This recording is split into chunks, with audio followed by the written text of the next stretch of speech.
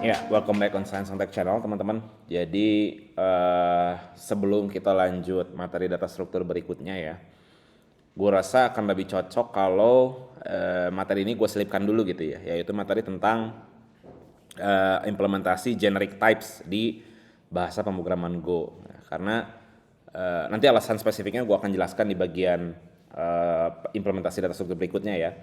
Tapi intinya adalah menurut gue akan better ketika teman-teman ngerti dulu masalah generic types di Go ya. Jadi kita langsung masuk aja ke contohnya teman-teman. Misalkan gue punya package main, jangan lupa entry point biasa ya. Nah, kalau kita bicara ke data struktur sebelumnya kita udah bahas ya, jadi gue selalu pakai integer as a collections of data di contohnya gitu ya. Jadi misalkan di queue gitu ya, kita pakai collections of int gitu ya. Terus di linked list juga value-nya kita pakai int. Terus di stack gitu ya, di video-video tentang stack juga gue pakai collections of integer gitu ya. Nah, kalau gue coba bercermin ya ke salah satu data struktur yaitu stack misalkan gitu ya, type stack struct. Nah ini kan gue pakainya array gitu ya, slice of int gitu ya. Oke, nah gimana kalau ternyata gue masih belum tahu nih apa yang akan dimasukin gitu ya? Apakah integer, apakah string gitu ya, apakah map, apakah custom struct punya teman-teman gitu ya? Karena kan bisa macam-macam ya. Jadi stack atau queue itu kan nggak mesti integer, nggak mesti angka kan? Bisa jadi malah antrian string gitu ya, antrian nama-nama buku, antrian nama-nama orang misalkan gitu ya, atau queue atau antrian dari custom struct teman-teman misalkan. Tapi intinya adalah vivo-nya gitu kan di queue itu kan. Kalau di stack juga sama nih, nggak mesti integer melulu gitu kan stack itu kan. Jadi bisa jadi stack of integer, stack of string gitu, itu bisa macam-macam ya. Nah gimana ceritanya kalau misalkan kita nggak tahu nih type apa yang akan kita pakai gitu ya di sistem stack ini. Nah kalau nggak ada custom struct gitu ya, kalau nggak ada generic type gitu ya, teman-teman harus bikin per types gitu ya maksudnya ya. Jadi misalkan untuk integer berarti stack in gitu ya, terus untuk string misalkan berarti kita buat lagi namanya type stack string gitu ya, struct array collections of string gitu kan. Nah bayangkan kalau teman-teman punya banyak sekali struct gitu ya, punya banyak sekali tipe data yang pengen mengimplementasi sistem stack ini, sistem LIFO ini gitu, kan panjang sekali kodenya gitu ya, dan lagi patternnya sama gitu ya, berulang-ulang ya. Sistem stack ya sama, mau stack in, mau stack string gitu ya, ya sistemnya sama, selalu LIFO gitu ya, last in first out, selalu seperti itu, algoritmanya selalu seperti itu gitu ya. Jadi akan sangat redundan gitu ya kodenya gitu ya, akan sangat berantakan kodenya kalau kita nggak punya generic types gitu ya.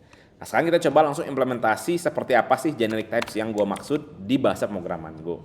Oke, gue hapus dulu ini package main, terus yang lupa entry point-nya ya, main. Nah, type stack, kita tetap tulis stack di sini ya, tetap tulis nama data strukturnya itu stack. Nah, sekarang bedanya kita tambahin ini informasi baru pakai kurung siku gitu ya. T any struct ya. Nanti gue bedain, nanti gue kasih tahu ya apa bedanya antara assign langsung array any sama gue bikin generic types kayak gini ya. Nanti gue jelasin di akhir-akhir ya. Nah, array of collections T, nah T ini sebagai generic types. Kita masih belum tahu nih array apa yang akan dimasukin ke sini. Oke, kita tulis T di sini. Oke, nah any di sini ini bisa merujuk pada interface, bisa merujuk pada tipe data yang lain gitu ya. Itu silahkan, itu bebas gitu ya. Nah, dalam hal ini karena gue masih belum tahu apa stack apa yang akan dibuat nantinya, gue tulis any aja di sini gitu ya. Bisa apa aja, bisa apapun. Oke, nah teman-teman juga bisa pakai interface yang spesifik. Misalkan gue pengen tipenya tuh adalah semua yang mengimplementasi metode print misalkan. Nah bisa di sini pakai interface printable misalkan, itu juga bisa. Dalam hal ini gue pakai any aja dulu ya. Oke, nah, lengthnya biasa pasti integer, capacity pasti integer, ya kan? Kita bikin konstruktornya. Nah sekarang bikin konstruktornya agak beda nih teman-teman nih. Oke, kita bikin namanya dulu new stack, ya. Terus kita pakai kurung siku lagi, ya. T any, ya. Terus baru parameternya cap in, mereturn sebuah stack. Jangan lupa stack apa kita belum tahu ya kan, tambahin T. Oke, maka returnlah sebuah address dari stack yang kita masih belum tahu apa tipenya. Kita tulis T di sini ya. By default udah ada auto completion ya di VS Code itu untuk generic types. Dia langsung udah ada T seperti ini. Terus array kita make gitu ya. Make array yang kita masih belum tahu tipenya apa ya. Again auto completionsnya udah jalan ya. Jadi array type T gitu ya. Sesuai dengan jumlah capacity yang dibuat, yang dimasukin gitu ya. Length-nya by default 0, capacity-nya capacity. Oke. Nah, ini ada perbedaan sedikit ya di konstruktornya, yaitu kita masih belum tahu T-nya ini tipe apa. Oke.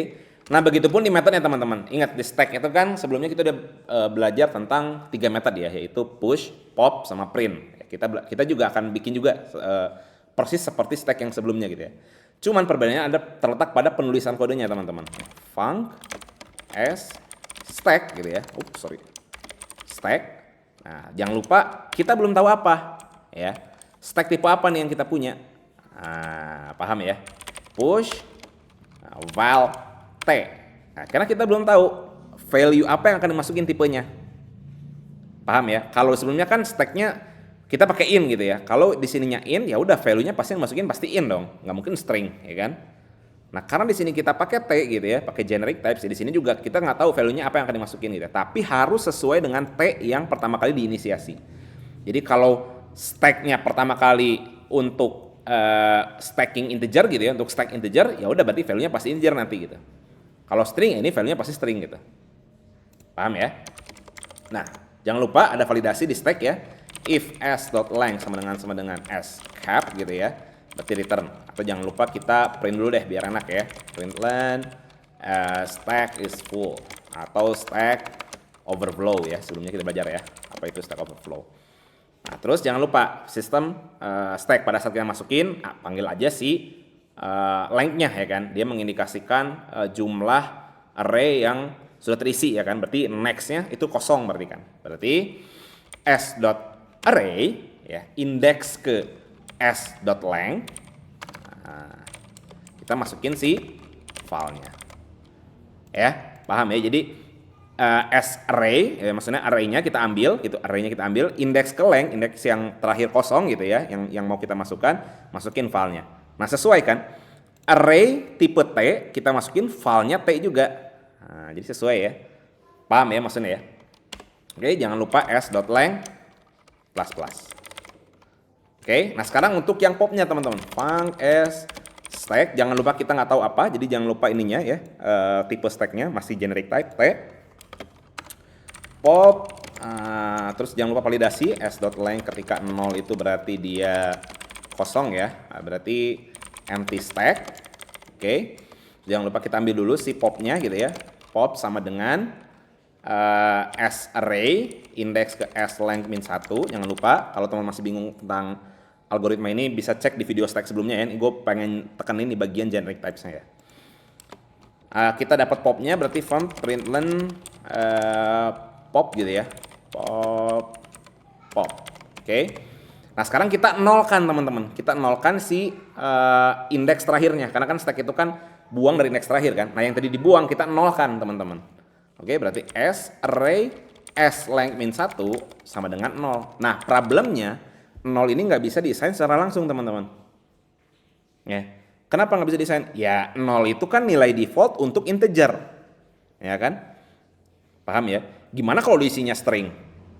Kan bukan 0 berarti kan nilai defaultnya kan? Maka di sini perlu tambahan variable default var empty misalkan t.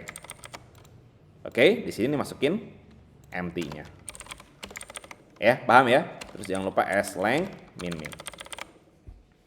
Ngerti perbedaannya ya?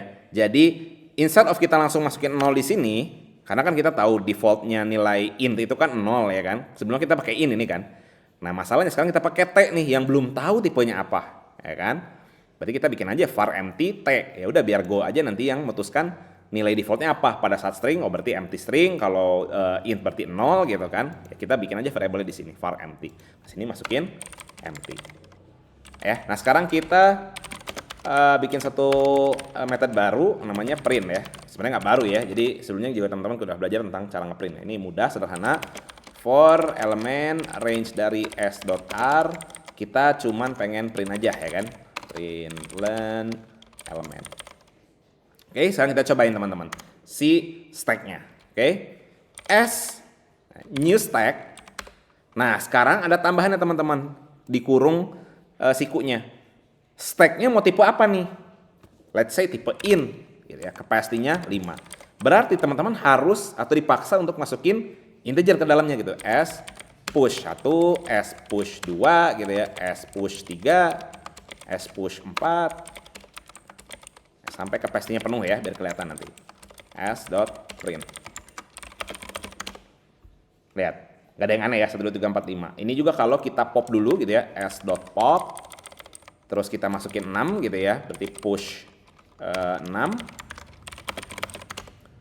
Nah, sama ya, pop 5 masuk 6. Ingat, stack itu LIFO, last in, first out. Yang terakhir masuk kan 5, terus kita pop, berarti 5 yang akan kebuang kan. Berarti ujungnya akan 0 ya kan. Nah, setelah ujungnya 0 dimasukin 6, berarti 1, 2, 3, 4, 6. Sesuai dengan ekspektasi ya. Nah, tambahannya teman-teman, jadi teman-teman bisa lihat ya, jadi kita udah bisa mendefinisikan custom data types ya di sini ya. Jadi tipe datanya bisa kita custom nih teman-teman. Oke. Nah, kalau intinya kan kita udah lihat ya di video sebelumnya gitu ya. Nah, teman-teman juga bisa lihat untuk tipe data yang lain. Misalkan gue batas di sini ya. Println, gue batas dulu. Terus gue bikin S2 misalkan ya, S2 new stack of string misalkan sekarang ya, capacity 3. Lihat, S2 push orang 1, S2 push orang 2 ya, terus S2 push orang 3 misalkan. Terus kita print S2 print. Oke, go run main.go. Lihat. 1, 2, 3, 4, 6 ini untuk integer ya. Sudah kita pop ya kan, udah kita pop 1, 5 ya kan. Nah, ini nih. Kita pop terus masukin 6 ya. Nah, di sini terus kita bikin stack baru ya untuk integer, untuk string. S2 push orang 1, S2 push orang 2, S2 push orang 3. Exactly push yang sama dengan di integer. Ya, data struktur yang sama, stack, tapi ini untuk string gitu ya. Paham ya? Kalau kita lakukan pop di sini, S2 pop gitu ya. Terus kita push lagi di sini, S2 push orang 4 misalkan. Oke. Kita run gitu ya. Nah, lihat. Implementasinya exactly sama kayak yang integer. Lihat, 1, 2, 3, 4, 5 harusnya, terus kita pop dulu ya kan. Kita pop terus masukin 6. Makanya jadi 1, 2, 3, 4, 6 ya kan. Ini pop 5. Yang string pun sama. Lihat. Masuk 1, 2, 3 gitu ya. 1, 2, 3 harusnya, terus kita pop dulu, masukin orang 4. Makanya 1, 2, 4, popnya orang 3. Ya, implementasinya exactly sama dengan tipe data yang berbeda. Kita bisa pakai string sekarang. Oke. Jadi kalau compare to video sebelumnya tentang stack gitu kan, ini pakai integer gitu ya. Di sini kan pakai in gitu ya. Makanya ya udah exactly untuk integer aja, nggak bisa buat tipe data yang lain gitu ya. Nah, ini kita pakai generic types, kita pakai T di sini. Sehingga kita define tipe datanya nanti pada saat kita menginisiasi sebuah stack gitu ya di sini. Paham ya? Nah, kalau teman-teman pakai VS Code, di sini pun sudah ada auto completions-nya teman-teman. Misalkan s.push di integer gitu ya. Nah, ini lihat teman-teman bisa lihat ya. Karena S-nya diinisiasi dengan integer, maka VS Code udah tahu nih bahwa push di sini pasti value-nya harus integer. Ya, paham ya? Gua hapus, begitupun yang S2 ini teman-teman. S2 push. Nah, lihat. S2 jadi string di sini. Ya, ngerti ya? Tadi S push in, kalau S2 push itu string. Karena VS Code tahu bahwa kita menginisiasi stack dari string di sini gitu ya. Stack untuk string di sini. Nah, paham ya? Begitu pula kalau kita punya custom struct teman-teman. Misal ya, di sini gue bikin type book gitu ya, struct.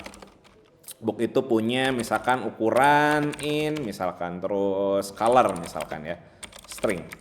Ya udah, ini juga adalah tipe data ya kan? Ya, ini juga adalah types ya. Berarti kita juga bisa bikin stack of book teman-teman.